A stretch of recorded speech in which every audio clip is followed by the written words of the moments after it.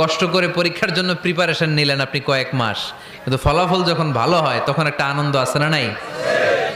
সারাদিন রোজা রাখলেন রমজানে, কি কষ্ট, তৃষ্ণায় গলা ফেটে যায়, কিন্তু ইফতারির সময় যখন রুহ আফজার শরবতটা খাই কেমন লাগে? একটা আনন্দ আছে না নাই?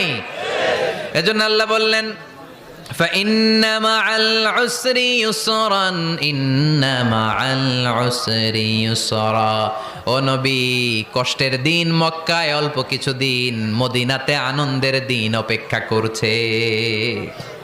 আমাদের জীবনে যদি দুঃখ কষ্ট আসে আমরা ধৈর্য ধরবো, তাওয়াক্কুল করবো একজনের উপর, তিনি কে? কারণ আমরা বিশ্বাস করি কষ্টের দিন এটা চিরকালের জন্য নয়, সামনে আনন্দের দিন আমাদের জন্য সেট করে রেখেছে কে?